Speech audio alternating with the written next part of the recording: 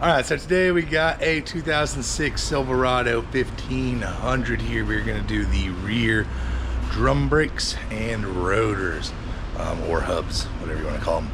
But yeah, we're gonna dive right into this. I'm gonna assume if you're doing brakes that you know how to get it up, support it, and get the tire off. If you have a keen eye, you'll notice that my studs are not sticking through. That's because I've actually already pulled this rotor off, but I'll put it back up here to just show you a couple tricks on how to get these drums off of here.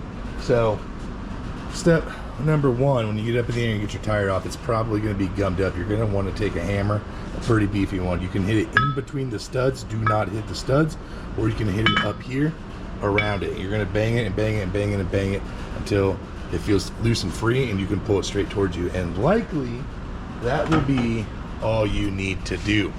But in the case that your drum is really stuck, you can use a AM10 on a 1.5 bolt. You can get 2 of them of whatever length, and they will thread into this hole and to this hole down here, and you can hit it with an impact and push it off. In the case of this truck in particular, I've never seen this before, but it wore so much and lifted this rotor so hard that the brake pad, specifically this rear one on both sides, was wanting to get stuck up in the drum. So anytime you would press it and pull it, it would slide way back, and then as soon as you grabbed it with your hand or tried to take the bolt out, it would spring back in because the brake pad spring would pull it back to the axle side here. So what I ended up doing is using the bolts to push it out to about this distance, and then I shoved a pry bar in from the top and just worked it in there and just managed to get it and just wedge it and pop it free on the top and the bottom. And I got both of them to do that, and this whole assembly was able to slide right off of here. So getting this drum off might be a real pain, but it is doable because this is the worst one I've ever seen. And yeah, I'm not sure if the camera can see the lip on this thing, but look at how lipped that puppy is, and that was making it the hardest drum I've ever removed. Now that brings us here to the drum brakes. So these brake shoes, if you've done rear brake shoes before, you may be looking at these going, huh, these don't look like what I'm used to seeing. So that's exactly how I felt. So I looked up the repair guide and actually got this drum off and looked at this side and was like, oh, it's actually extremely simple, but it is kind of a pain in the butt to do. But I did find some pretty easy ways to get it done. So what we're going to start off by doing is we're going to hit this whole thing with brake cleaner and clean it up a bit. All right, so we're going to go ahead and try to knock this out pretty quick. So we got our drum off. You're going to need a long pair of needle nose pliers for disassembly and reassembly. I like these wide tip ones. But basically what we're going to do is we're going to go in here, we're going to grab a hold of this spring, and we're going to use the axle here as leverage and pry it in this direction to release it and pop it out. And we'll do that on both sides. This back side is going to stay hanging because it has the parking cable on it, and this front side should come right out whenever we do that. All right, so here we go. So we're going to go ahead and do it. Squeeze, release, pull. It's a tricky one. Be very careful because it is under a ton of tension. And you can do the same exact thing on this side here. Use that hand to release that one. There we go. Good.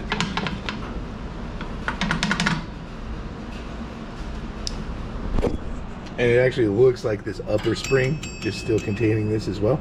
So for this one, I'm going to get a small flathead screwdriver, or even potentially these pliers, and we'll try and use this axle for a spin. There we go. So that's off. Remove this spring, and now this adjuster here can be adjusted. It looks like it's missing the auto adjusting piece that goes inside of it. It's one of the first things I'm noticing here. So this little piece hooks on this tab, so you can take that out. And now this whole pad here should be able to come out. It's being pinched. I'm sorry, this one has the parking brake on it, so this one does not have the parking brake. This should be able to come out.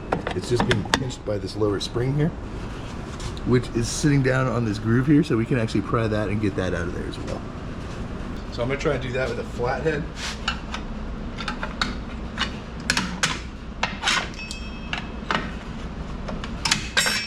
There we go. So that brings this pad out, or shoe. Now we can fish out our old spring and drop out our adjuster all at the same time. Woo! So this little thing here is goofy. So if you look in here, there is this little end piece, which I'm shining the flashlight on right there. I'll circle it on the screen. That is the end of the parking brake cable. And what we need to do, sorry, it's hard to get good light. So what we need to do is right underneath it, this little tab here gets pressed down. Let me see if I can do it on camera. So you'll go right in here. Actually need a smaller screwdriver.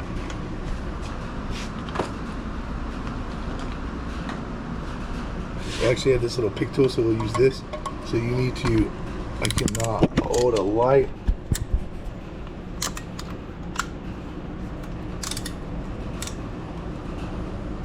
Sorry, I'm trying to get y'all a good quality video here, but it is so hard to hold a light and a camera and tools. But you're gonna go right in here with a pick or a small screwdriver and flex this release down. What I noticed on the other side is the cable doesn't really have enough slack to move forward and drop out of there the way it needs to. So what you'll need to do is come over here with it loose, and you can take it out of this little hold down bracket, which we're gonna have to reassemble this later. But with that brake pad loose, it should be able to move out of here no problem.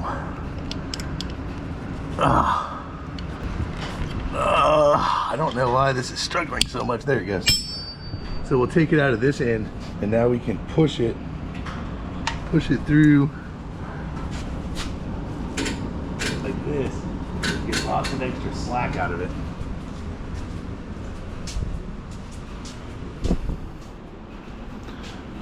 And now if you come back over here, you'll see it's pushed way through to the end, right over here. So now we can push that down with our pick and pull it down. It drops down and comes out.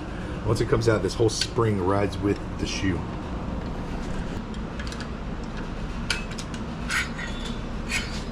Just like that. So I ended up, what I did was just use a flathead and use the end of the cable line here and press the whole thing down, and use that to press the release tab.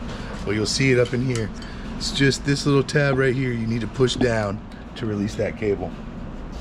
All right, so now we are completely disassembled, and our next step and final step before reassembly, look at this, a broken piece on the parking cable there. We're gonna take a wire brush, or you can use some like red Scotch-Brite or whatever you got on hand. We're gonna clean up the end of the surface here where the hub mounts, and we're gonna brush everything down in here. And while you're doing this, when you're done, we'll douse it all down with brake cleaner and get it as clean as we can get it. Make sure you inspect your wheel cylinder here and just make sure that it's not leaking any fluid or has any visible damage, because this is the time to replace it if you are going to. Well, let me get this cleaned up, and then we will pick up on reassembly. All right, here we are, all cleaned up and ready for reassembly. So I'm gonna set the camera over here. Hopefully you can see it, but we're basically gonna just swing this arm out and fish this brake cable down through the spring. Voila, and then just push it until it clicks past that compressor. There we go.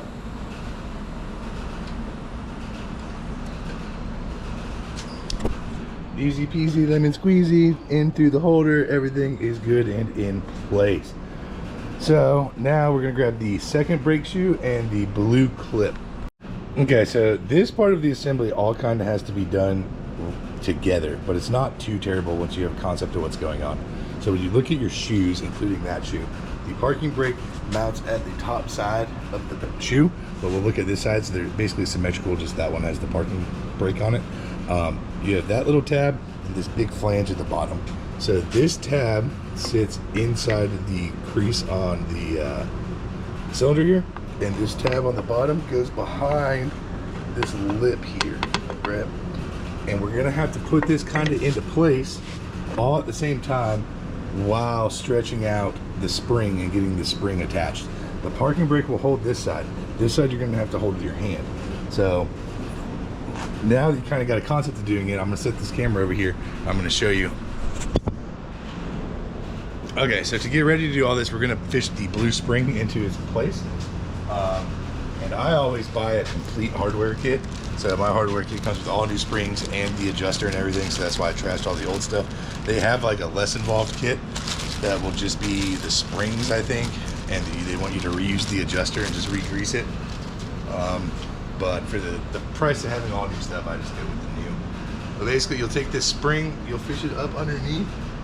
There's that little hook that it goes on. You'll just push it down into place. So you'll just lay it right down in the position that it goes. All right, so at this point, everything's gonna take 2 hands. You're gonna kind of wish you had more than 2 hands for sure. I like to use this little pick tool in combination with my pliers. So I'm gonna set both of them back there on that back piece. Ow, almost tripped over the tire. So what you're gonna do is, I'm gonna start with the non-parking brake one. I'm gonna slide it in, and you gotta pull this spring back some while you slide this puppy into position. Ow. Okay. So right now, the bottom side of the spring is holding it. But you see, we gotta get this part pulled up and hooked over into that channel. Make sure your tab is caught on the bottom, and then up here we'll guide this in as we do it, kind of. I wish I could get you a better angle, and maybe you can see this side from my camera stand better when I do it. But essentially, we will grab this with the pliers and pull out and pry over while holding this with our left hand and fishing it into its position. And something like I noticed on the other side, I had a hard time pulling the spring outwards, so I ended up using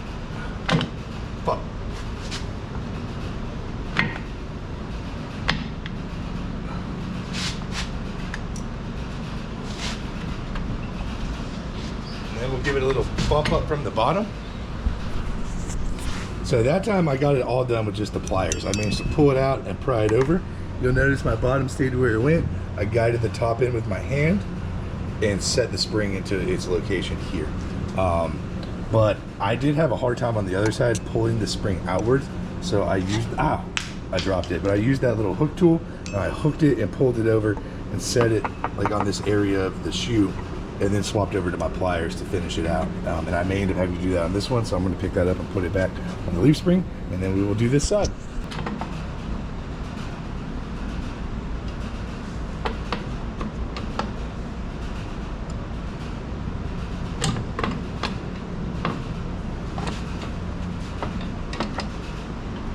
So on this side, I am going to use this pick tool to start getting the spring out so I can start to slide this brake pad in where it goes. Okay. So I got that in. Now we're going to use these pliers, use our axle as leverage.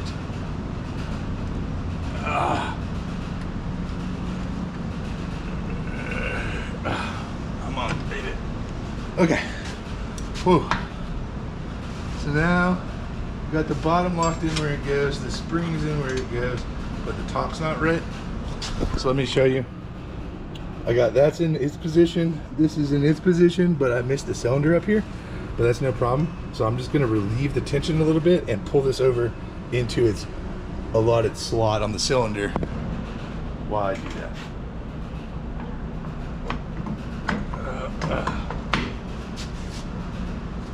There we go. Hopefully that made sense, but there we go. This is all in position. This holds the entire assembly together like this. All right, so the adjuster kit's gonna come with 4 pieces. It's gonna come with this little clip that we pulled off earlier, if you remember, and I'll show you where that goes when the time comes. But then you basically are gonna have 3 pieces. You're gonna have this piece, which slides in and out of here, like that. And you have this piece, which screws in and out of the adjuster. And you want to screw it a few times, grease it if it feels sticky, to make sure it can go nice and in and out. And then you have this little clip. This clip is important. So it has a little notch on it. You want to make sure that notch lines up with the notch on this end of the adjuster, like that, and then you'll slide it in. And that is how this thing auto adjusts. So then you want basically the longest leg on each adjuster comes the furthest outside of the vehicle. And what you're going to do is you're going to go ahead, you're going to slide it in here. You'll see this has like a big groove that it catches on here. And then we'll fit this other side in on this side. And to do this side, you can just press it in. So went in nice and easy, just like that. We are good there. So now you'll take this little clip, it goes right on this end piece and then slots downward. Just like that. But you will want to make sure that it is over on this. I'm sorry, it goes underneath. So it goes underneath that little hook right there and then sits on that puppy. And then now I'm gonna need two hands again. That little corner tab there, this part that I'm touching with my finger, I'll circle it on the screen as well. That gets the hook of the spring, of the red spring. You'll take the loop end of this, and that goes around that tab I was pointing out, and then just make sure you loop that around and use your fingers to make sure that's laying in the grooves of the adjuster. And then we'll grab this with our needle nose pliers.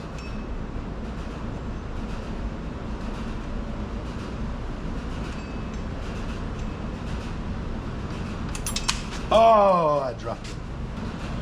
We'll grab this with our needle nose pliers, squeeze it nice and tight, and stretch it to that far hole. Just like that. Now she's ready to adjust and put the drum on.